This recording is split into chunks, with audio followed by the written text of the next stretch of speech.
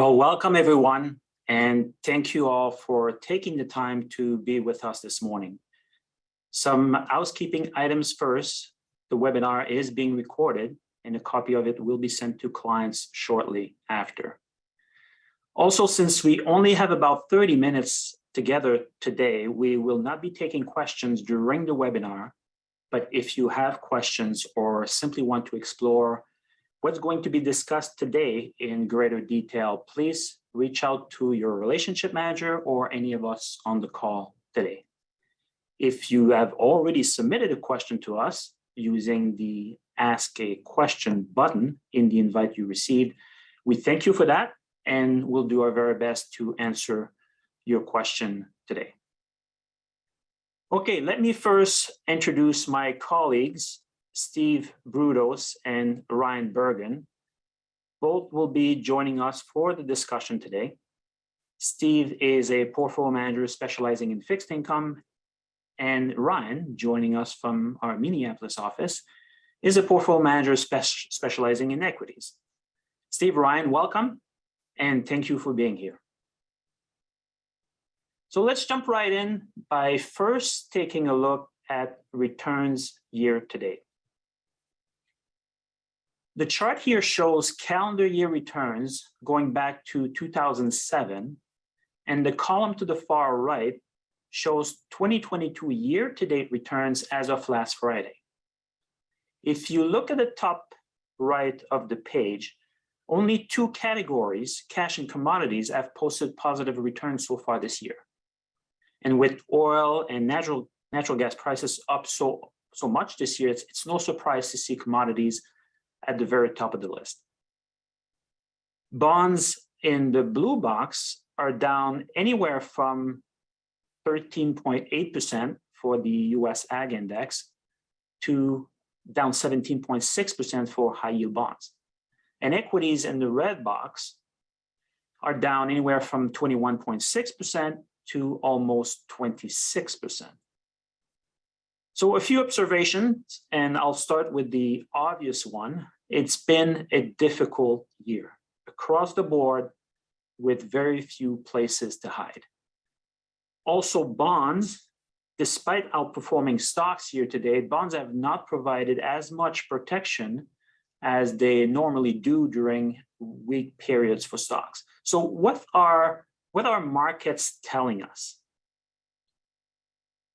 Well, going back to 1945, we've had a total of 12 equity market corrections greater than 20%. And the median return has been negative 31%, and the median duration has been 13 months.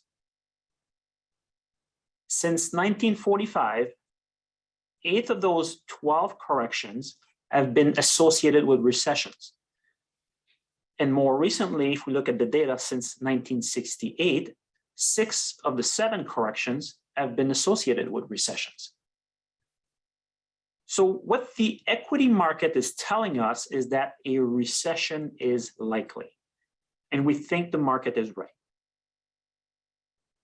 How bad will the economic slowdown be is a question that we often get, and in our opinion, the economic pain won't be as sudden or severe compared to what we experienced in 08-09, for example, but will likely last a little longer.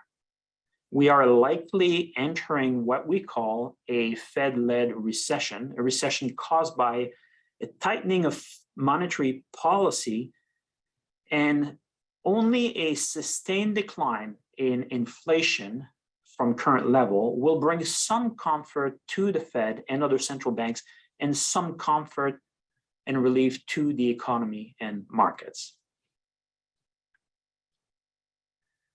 Here's a visual to explain this idea that the economic pain likely ahead won't be as sudden and severe as 08-09 or 2020 for that matter, but will likely drag on for a little while. There are 2 lines on this chart here. The full orange line represents the global manufacturing PMI, a global proxy for manufacturing activity. And manufacturing activity tends to correlate closely with services activity. So we're using here manufacturing activity as a proxy for global economic activity. The dotted orange line is the model, a forward-looking model trying to assess what global manufacturing activity will likely be a year from now. A reading of 47.5 in August 2023, as the model is currently predicting, would indicate a contraction in the economy, 50 here being the threshold between expansion and contraction.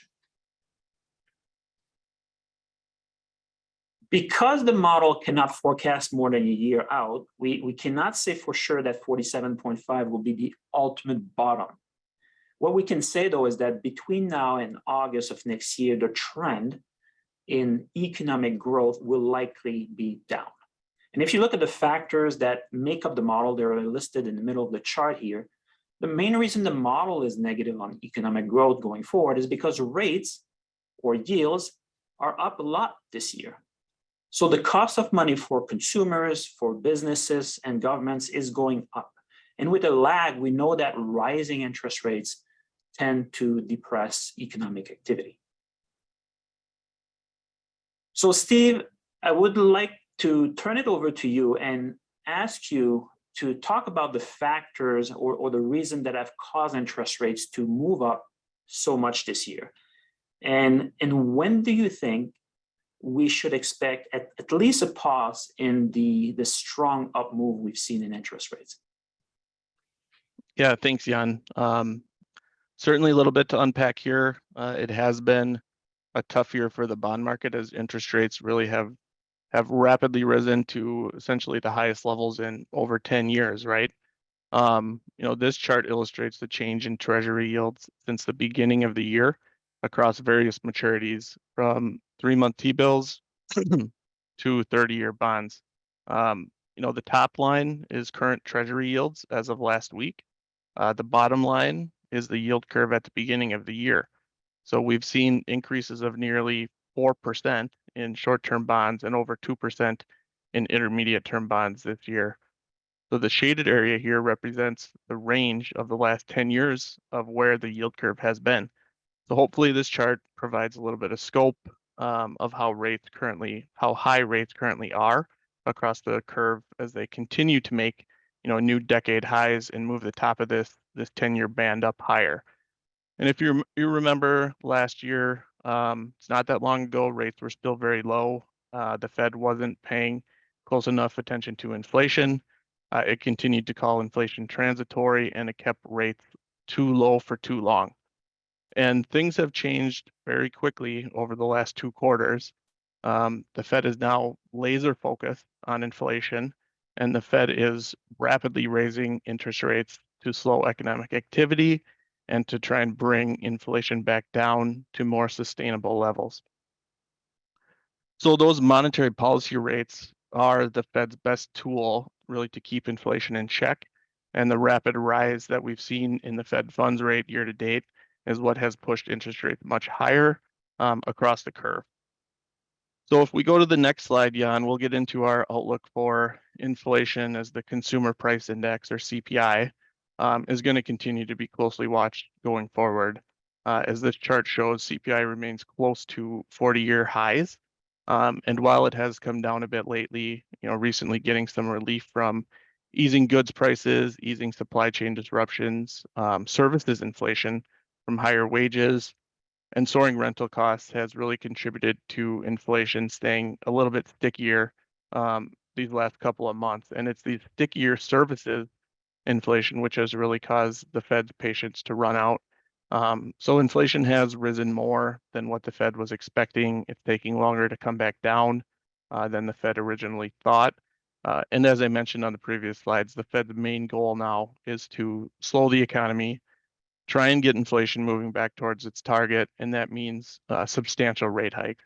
And the Fed is well on its way.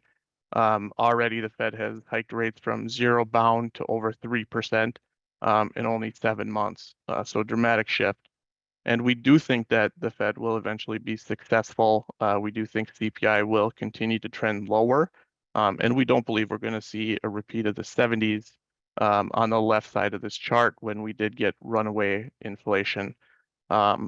Today's monetary authority, Chair Powell has stated that the Fed is willing to slow the economy and risk a recession, even if it brings some pain to households, some pain to businesses. And the message really that they're sending is that the Fed is going to do everything in their power to make sure they're successful.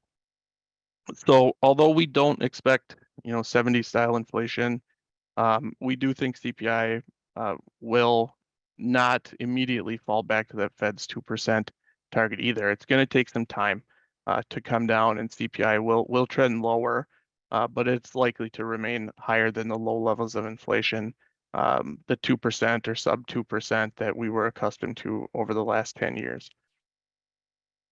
So shifting gears a little bit, we've talked a lot about rate hikes. Let's take a look at what we can expect in additional rate hikes and what that might mean for the bond market. So if you want to go to the next slide, Jan. Current market expectations are for the Fed funds rate to rise to 4.6% early next year and then pause.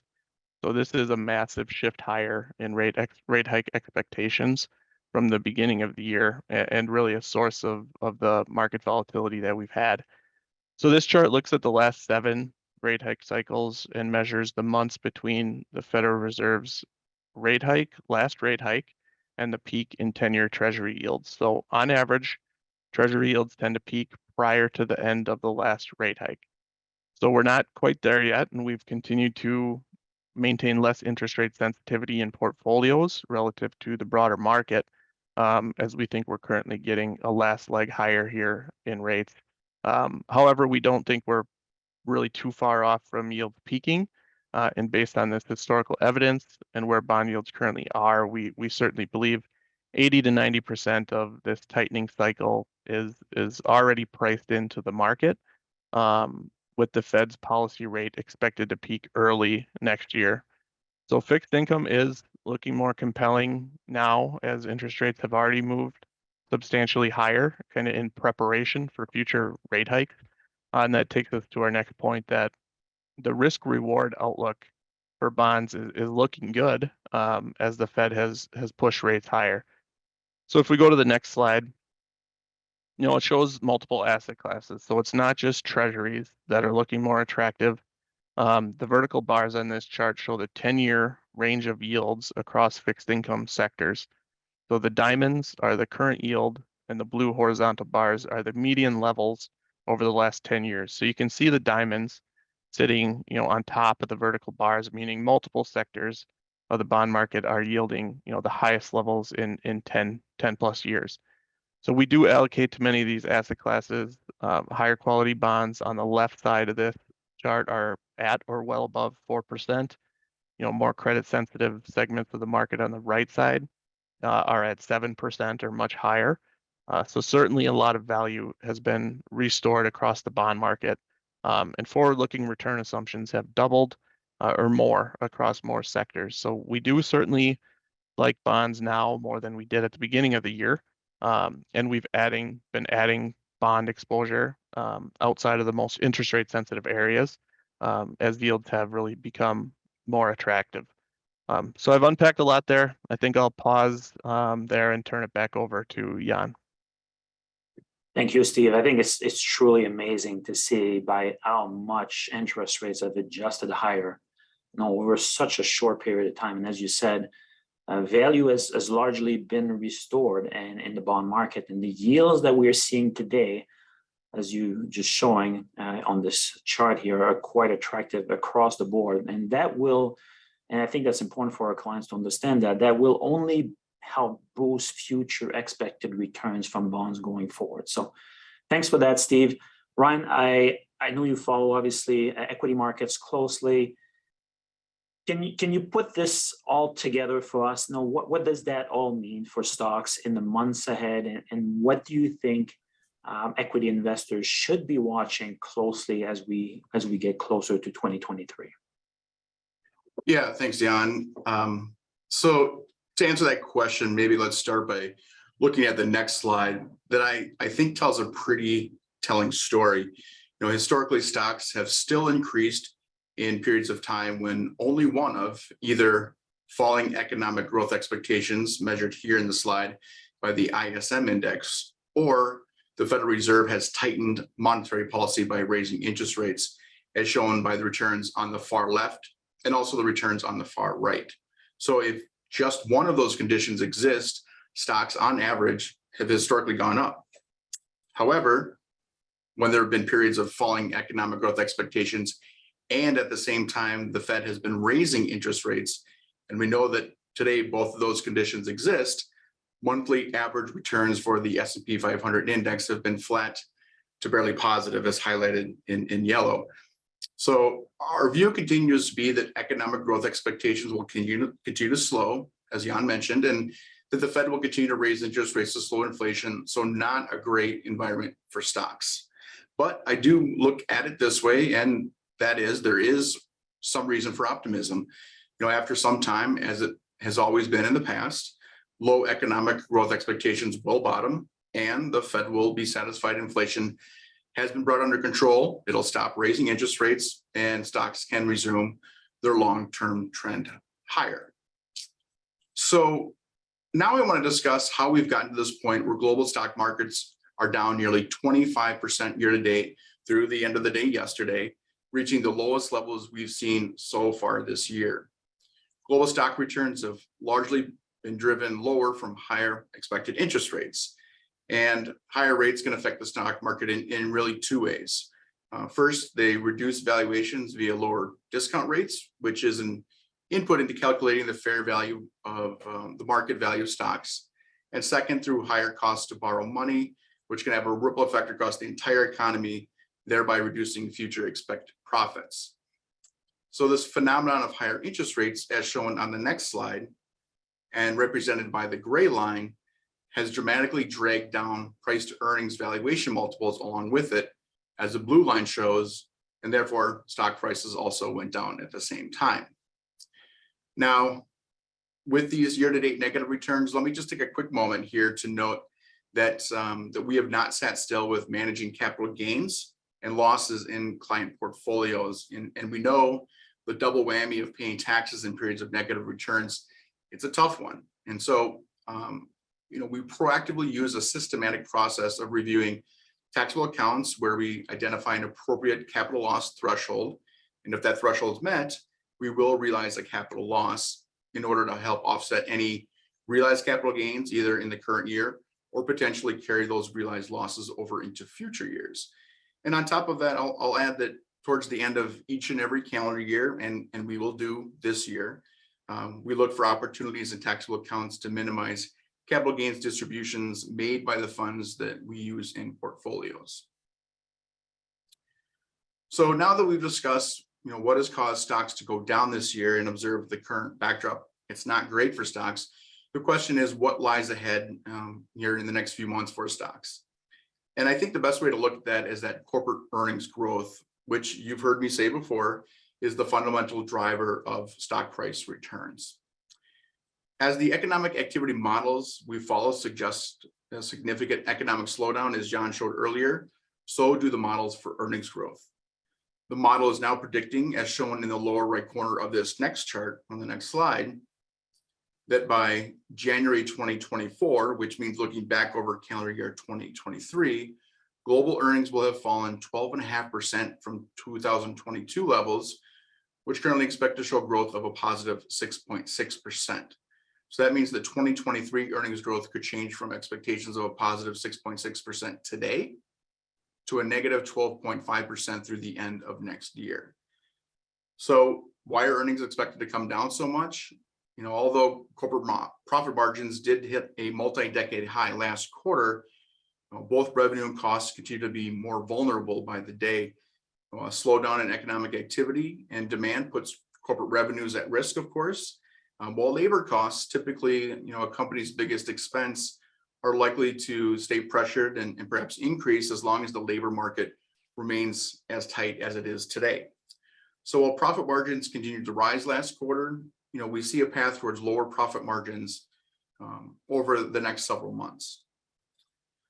So you've heard me say a lot, but let's try to put this together all together kind of on a shorter term basis, but also on a long-term basis. So we can see on this next slide that when earnings growth expectations decline considerably, that's shown on the left side of this table, and we get a significant drawdown in valuation multiples shown in the middle column, as we've experienced this year, we tend to get negative stock market returns of around 20% plus, as shown on the far right. So the severity of a decline in earnings growth expectations will likely determine how difficult the market returns will ultimately be during this bear market, and if there could be more potential downside from the already negative 25% that we've experienced this year. However, I do want to reiterate a point that Jan made earlier. You know, it's our opinion that this time around is not consistent with the conditions that existed in the recessions of 2007, 2008, or even 2001, but does closely resemble that Fed-led type of recession, and those have been, less severe than more structural recessions.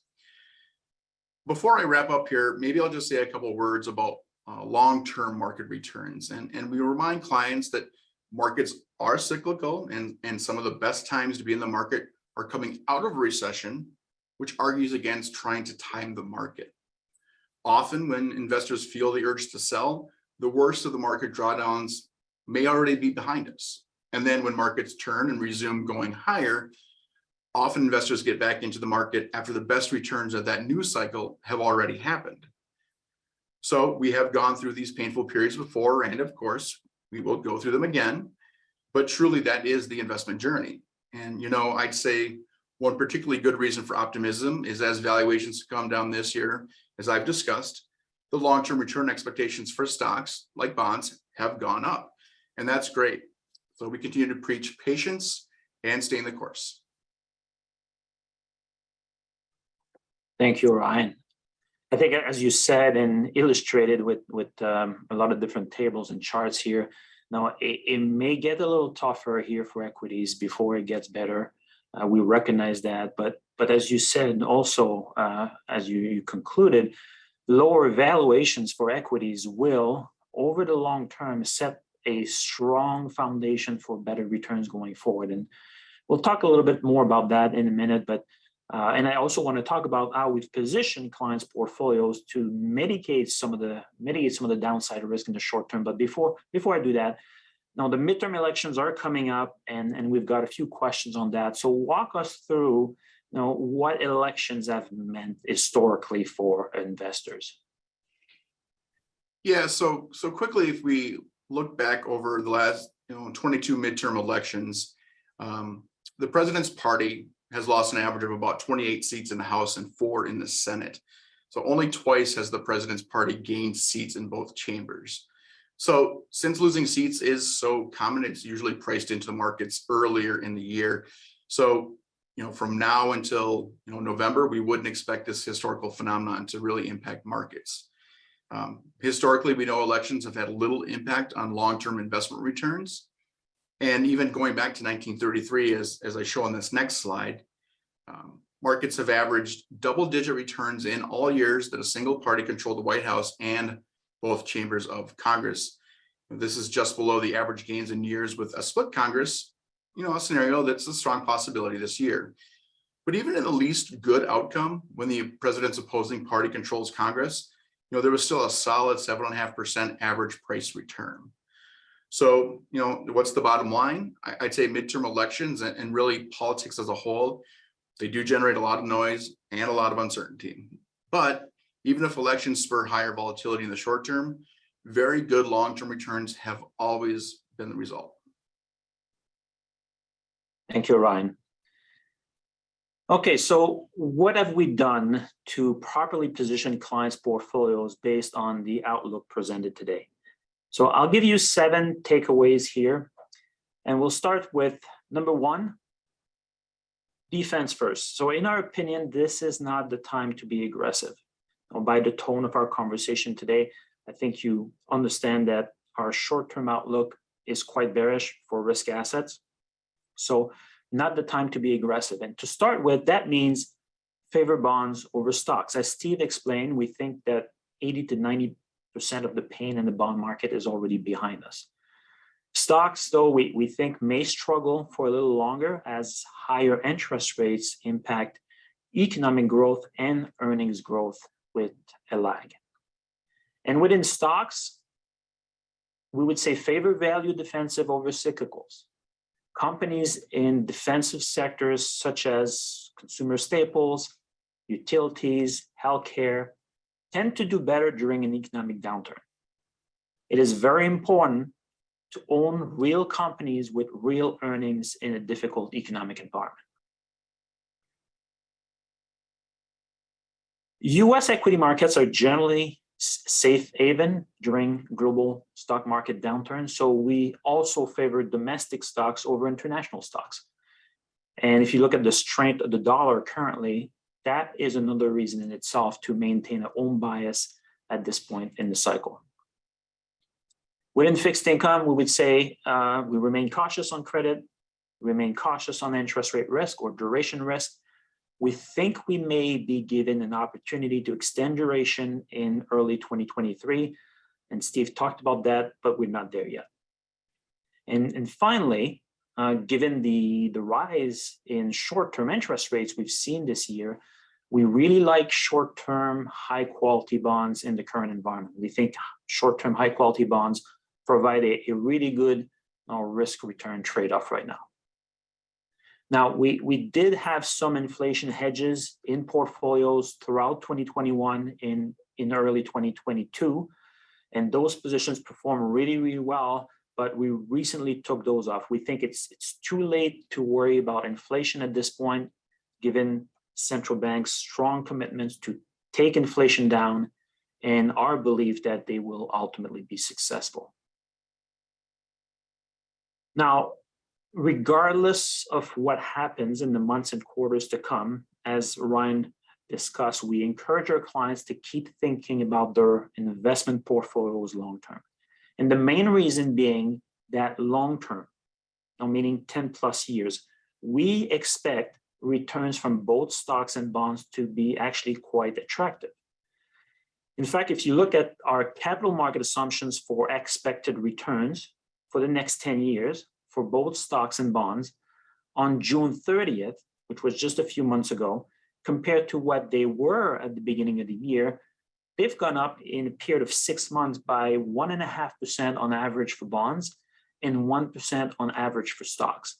At the end of September, we're going to go through this exercise again, and I strongly suspect that expected returns for both bonds and stocks, but especially bonds, will be even higher than what you're looking at here. So the short-term pain we're going through right now has essentially made all asset classes more attractive long-term because valuations are more attractive today compared to what they were earlier this year.